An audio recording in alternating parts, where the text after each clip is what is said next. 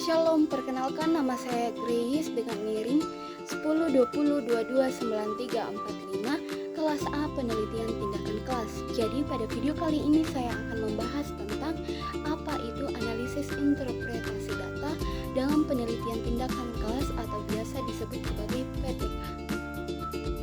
Namun sebelum itu ada 3 poin penting yang akan saya bahas, yaitu yang pertama, apa pengertian dari interpretasi data dalam penelitian tindakan kelas, kemudian apa fungsi dari interpretasi data tersebut, kemudian apa saja langkah-langkah analisis data, entah itu dari segi data kuantitatif maupun kualitatif.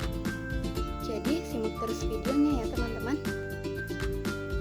Nah teman-teman, kita masuk ke dalam poin yang pertama, yaitu pengertian dari analisis interpretasi data dalam PTK, di mana ini merupakan proses mengolah, memilih, dan menggolongkan data serta menyusun data hasil observasi, wawancara, atau instrumen penelitian lain dengan fokus dari masalah yang diteliti. Nah teman-teman, kita masuk ke dalam poin yang kedua, yaitu fungsi interpretasi data dalam PTK, di mana fungsinya ini sebagai sarana untuk memberikan makna terhadap hasil analisis untuk menjawab permasalahan dalam pembelajaran dan menilai tindak keberhasilan dari suatu penelitian tersebut.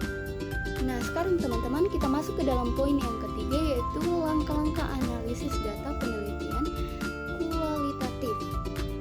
Nah, yang pertama itu ada proses pengumpulan data, di mana proses pengumpulan data ini bisa dikumpulkan melalui hasil wawancara, observasi, dan dokumentasi.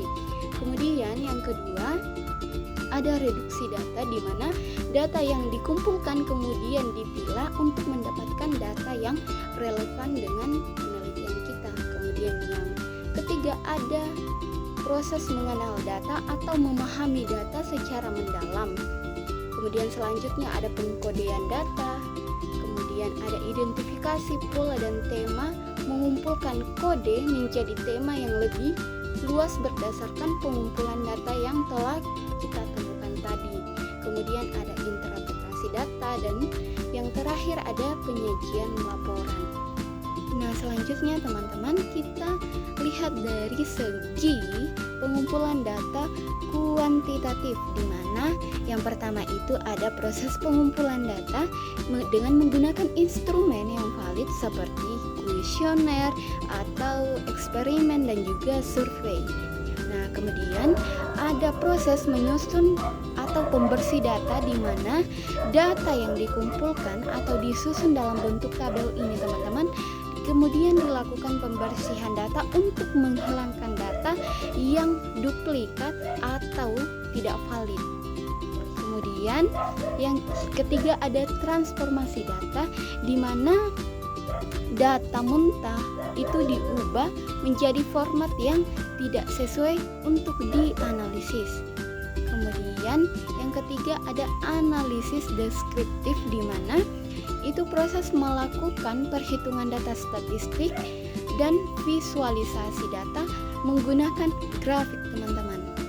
Kemudian selanjutnya ada analisis inferensial, di mana jika diperlukan dilakukan uji coba hipotesis untuk menguji hubungan atau perbedaan antara variabel dengan menggunakan teknik data statistik yang relevan. Kemudian teman-teman ada juga yang disebut sebagai analisis regresi, di mana analisis ini digunakan untuk memahami hubungan antara variabel. Nah, yang selanjutnya ada interpretasi awal, di mana hasil analisis ini dijelaskan dalam tujuan penelitian dan pertanyaan yang diajukan. Nah, kemudian teman-teman yang terakhir itu ada penyajian laporan, di mana laporan akhir ini disusun secara sistematis dengan menyajikan temuan, entah itu grafik, tabel, dan interpretasi hasil dengan jelas. Nah, terima kasih buat teman-teman yang sudah menonton video ini. Demikianlah video yang boleh saya tampilkan pada saat ini. Jika ada kekurangan saya mohon maaf, dan dari ketiga poin tersebut itu dapat membantu kita dalam menyusun sebuah laporan